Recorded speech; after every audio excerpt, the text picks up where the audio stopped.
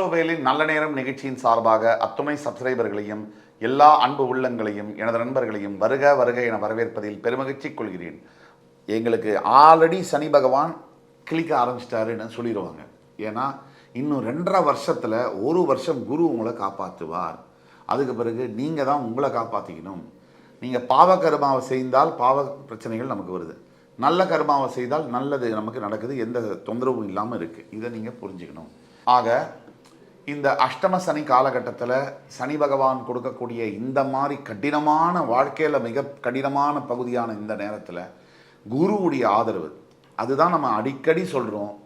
மழை வந்த போது குடை ஒன்று உண்டு, இருள் வந்த போது விளக்கொன்று உண்டு, பகை வந்த போது துணை ஒன்று உண்டு, எதிர்காலம் ஒன்று எல்லோருக்கும் உண்டு. அப்படி கடவுள் எப்போ ஒருத்தனுக்கு அடிக்கடி கஷ்டத்தை கொடுக்குறாரோ அவரே மனித ரூபத்தில் யாராவது ஒருத்தனை அனுப்புவார்.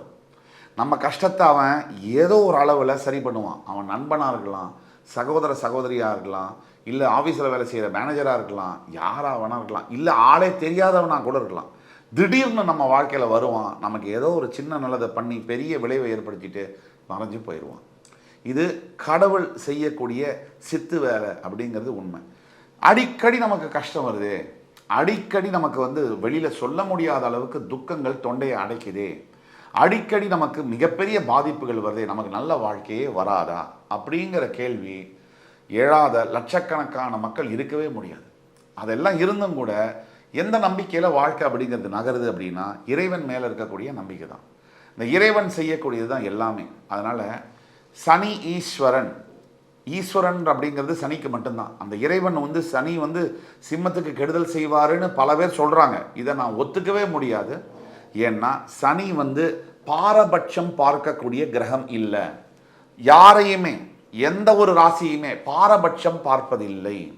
அவருக்கு தர்மம் தான் முக்கியம். நீ ஒழுங்காக இருக்கியா, உனக்கு நீ விரோதியாக இருந்தாலும் நல்லது செய்கிறேன், நீ கெட்டவனா, நீ என் ராசிக்காரனாக இருந்தாலும் உனக்கு கெடுதல் தான் செய்வேன். இதுதான் சனியுடைய தர்மம். ஆக என்னெல்லாம் நடக்குது, இப்போ குரு 11ஆம் வீட்டில் வந்ததுனால அவருடைய பார்வையானது உங்களுடைய 3, 5, 7ஆம் வீடுகளில் விழுது. இதை நல்லா கவனிங்க. சனியுடைய பார்வையை பற்றியும் நம்ம பேசுவோம். 30 வருஷத்துக்கு பிறகு அஷ்டம சனி எப்படி வந்திருக்குன்னா, 30 வருஷத்துக்கு முன்னாடி நீங்கள் 95ல் என்னென்னலாம் சஃபரிங் பண்ணீங்களோ, என்னென்னலாம் கோத்ரூ பண்ணீங்களோ அதெல்லாம் இப்போ திருப்பியும் வருது அப்படிங்கிறத நம்ம எடுத்துக்கலாம். அதே மாதிரி சனியுடைய பார்வை 3, 7, 10 பார்வைகளை நம்ம பார்ப்போம். குரு 5ஆம் பார்வையாக உங்களுடைய 3ஆம் வீட்டை பார்க்கிறார். 3 அப்படிங்கிறது உபஜயஸ்தானம். அதாவது நம்ம எடுக்கக்கூடிய முயற்சி, நமக்கு இருக்கக்கூடிய தைரியம், இந்த இடத்த குரு பார்க்கிறார். நம்மளுடைய இளைய சகோதர சகோதரிகள் இந்த இடத்த குரு பார்க்கிறார். குரு பார்வை எங்கே விழுது? குரு இருக்கிற இடத்த காலி பண்ணிடுவார். அவர் பார்க்குற பார்வைக்கு தான் பலம் அதிகம். குரு எவ்வளவு கஷ்டங்கள் இருந்தாலும் அவர் பார்க்குற இடம் அத்தனை தோஷமும் விலகும். அந்த பார்வையை உங்களோட 3ஆம் வீட்டில் பார்க்கக்கூடிய குரு பகவான் நீங்கள் எடுக்கக்கூடிய முயற்சிகளை 1 ஆண்டுக்கு கிட்டத்தட்ட அடுத்த வருஷம் மார்ச், ஏப்ரல் வரைக்குமே உங்களுக்கு நல்ல விதமான பலனை செய்வார். முயற்சி எடுத்தீங்கன்னா அது ஜெயிக்கும். அதே மாதிரி யங்கர் பிரதர், யங்கர் சிஸ்டர்ஸ் கிட்ட நல்ல டேர்ம்ஸில் இருந்தீங்கன்னா நல்லது. அதே மாதிரி நண்பர்கள்னால உதவி கிடைக்கும். அதே மாதிரி மனசில் தன்னறியாத தைரியம். சிம்மத்துக்கு என்ன சொல்லணுமா, அதாவது மீசையில் மண் ஓட்டாதுன்னு சொல்லுவாங்க. சிம்மத்துக்கு எதுலேயுமே மண் ஓட்டாது. எவ்வளவு தான் தோத்தாலும் வரப்பாக நடக்கக்கூடிய ஒரு ராசி சிம்மம். அப்போ சிம்மத்துக்கு இந்த 3ஆம் இடத்துல பார்வை விழும்போது தைரியம் இருக்கும், தன்னறியாத தைரியம் வரும். அதுக்கு அடுத்தது சமசப்தமாக பார்வை, குருவுடைய சமசப்தமாக பார்வை தனுசு மேலே விழுது. இது 5ஆம் இடம், பூர்வ புண்ணியத்து மேலே, தன்னுடைய சொந்த வீடு மூல திரிகோண ஸ்தானத்துக்கு மேலே குரு பார்வை விழுறது. அது சிம்மத்துக்கு பூர்வ புண்ணியமாக இருக்குது. இது ஒரு விடி வெள்ளியாக சொல்லலாம். இந்த மாதிரி காலகட்டத்தில் அதாவது ஒருத்தன் கொடூரமான 10 நாள் பசியில் இருக்கான், அவனுக்கு போய் சரவணபவன் மீல்ஸு போட்டால் எப்படி இருக்கும், அந்த மாதிரியான ஒரு இதாக சொல்லலாம். இந்த பார்வையினால் உங்களோட புத்திரர்களுக்கு, அதாவது குழந்தைகளுக்கு மிகப்பெரிய அளவில் கல்வியில் மேன்மை, ஆரோக்கியத்தில் மேன்மை, அவங்களால புகழ் பெறக்கூடியது, இதெல்லாம் நடக்கும். தவிர உங்களுடைய 5ஆம் இட பார்வையினால் வாழ்க்கையில் முக்கிய லட்சியங்கள்னு ஒருத்தருக்கு லிஸ்ட் இருக்கும், மளிகை சாமான் லிஸ்ட்டு மாதிரி. அதாவது தோரம்பருப்பு 2 கிலோ, உளுத்தம்பருப்பு 1 கிலோ மாதிரி வாழ்க்கையிலையும் லிஸ்ட் இருக்கும்.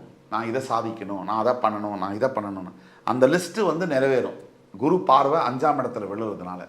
அதுக்கடுத்தது குரு பார்வை தன்னுடைய 9ஆம் பார்வையால் உங்களுடைய 7ஆம் இடத்தை பார்க்குறாரு. நான் சொல்லிட்டு வந்தேன், அஷ்டம சனி கணவன் மனைவி பிரச்சனைகளை உருவாக்கும், கல்யாணத்தெல்லாம் தடை பண்ணணும்னு. இந்த குரு பார்வை விழுகிறதுனால திருமணம் தடைப்பட்டவங்களுக்கு கூட திருமணம் நடக்கக்கூடிய யோகங்கள் இன்னும் அடுத்த மார்ச் ஏப்ரலுக்குள்ளே நடக்கும். அதுக்குள்ளே பண்ணணும், இல்லைன்னா ஒரு வருஷம் தள்ளி பண்ணிக்கணும்.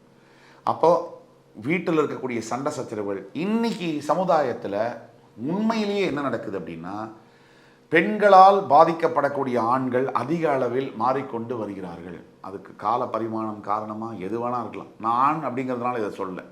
உண்மையான விஷயம் என்னென்னா, அப்படியே போட்டு வறுத்து எடுத்துடுறாங்க. அந்த மாதிரியான சூழ்நிலைகள் எல்லா குடும்பத்துலேயும் நடந்துட்டு தான் இருக்குது. அப்போது இன்றைக்கி சாதாரணமாக ஒரு பெண் வந்து என்ன பண்ணுறாங்கன்னா, அவங்க மனசில் அவங்களாவே ஒரு கற்பனை பண்ணிக்கிட்டு அது சரியாக வரலாம், குடும்பம் அப்படிங்கிறது சரியில்லைன்னு முடிவு பண்ணிடுறாங்க, விவாகரத்துக்கும் போயிடுறாங்க.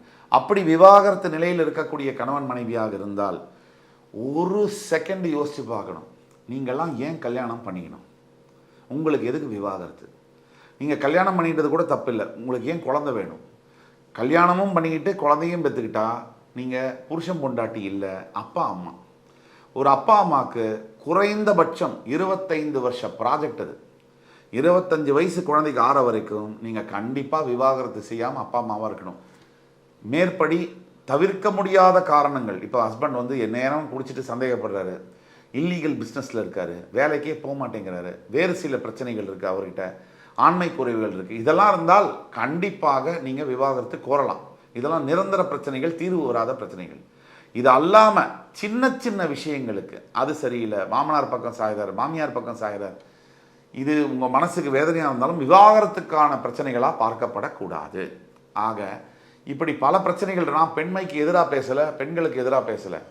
எது நல்லதோ குடும்பத்துக்கு, அந்த குழந்தைகளுக்கு யார் அப்பா யார் அம்மான்னு தெரியாமல் போகக்கூடாதுங்கிறதுக்காக நம்ம சொல்கிறோம். அதுவும் சிம்மத்துக்கு அஷ்டமசனி காலகட்டம் இருக்கிறதுனால இந்த பாதிப்புகள் அதிகமாக வரக்கூடிய வாய்ப்புகள் இருக்கிறதுனால சொல்கிறோம்.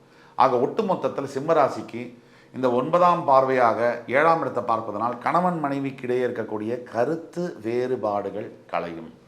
அதே மாதிரி பிரிஞ்சிருந்த ஹஸ்பண்ட் அண்ட் ஒய்ஃபு ஒன்றா சேரக்கூடிய நிலைமைகள்லாம் நடக்குது. கோர்ட்டுக்கு போனீங்கன்னா, நான் வந்து சில இடங்களில் எல்லாரையும் சொல்ல, சில காவல்துறை அதிகாரிகளும் சில வக்கீல்களும் இதை ஒரு பிஸ்னஸ் மாதிரி நடத்துகிறாங்க. அதாவது எந்த குழந்தை எப்படி போனா என்ன, அப்பா இல்லாமல் இருந்தான்னா அம்மா இல்லாமல் இருந்தா நமக்கு வியாபாரம் ஆச்சா, ஒரு கேஸ் வந்துச்சா, அப்படி பார்க்குறாங்க. ஒன்று மட்டும் மறந்துடுங்க, உங்களுக்கும் குடும்பம் இருக்குது, உங்களுக்கும் குழந்தைகள் இருக்குது.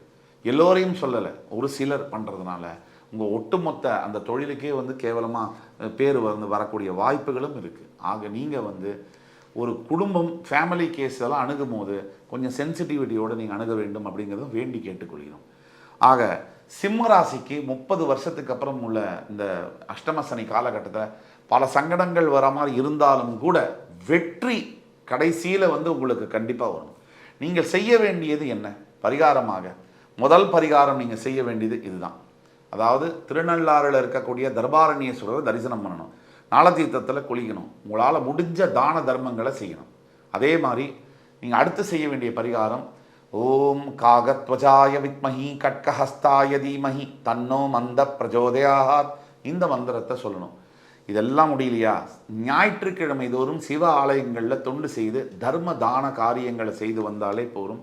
முடிஞ்சபட்சம் ஒரு குறைஞ்சபட்சம் கால பைரவர்களுக்கு உங்களால் முடிஞ்ச தண்ணி உணவு கொடுக்கறதே மிகப்பெரிய பரிகாரமாக பார்க்கப்படும்.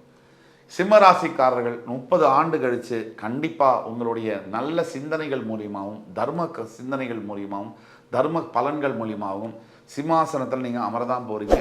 தர்மத்தால் ஜெயிக்கக்கூடிய நீங்கள் கர்ணன் மாதிரி, கர்ணன் யாருன்னா சூரியனுடைய புத்திரன், அதை மாதிரி நீங்களும் கவச குண்டலத்தோடு பிறந்த கர்ணனை வந்து தர்மத்தாய் காப்பாற்றின மாதிரி உங்களையும் நீங்கள் செய்த தர்மம் காப்பாற்றும், தர்மம் என்றும் தலை காக்கும் என்று கூறி அடுத்து வரும் நிகழ்ச்சியில் உங்களை மறுபடி சந்திக்கும் வரை உங்களிடமிருந்து விடைபெறுவது உங்கள் சுபாஷ் பாலகிருஷ்ணன். நன்றி, வணக்கம், வாழ்க வளமுடன்.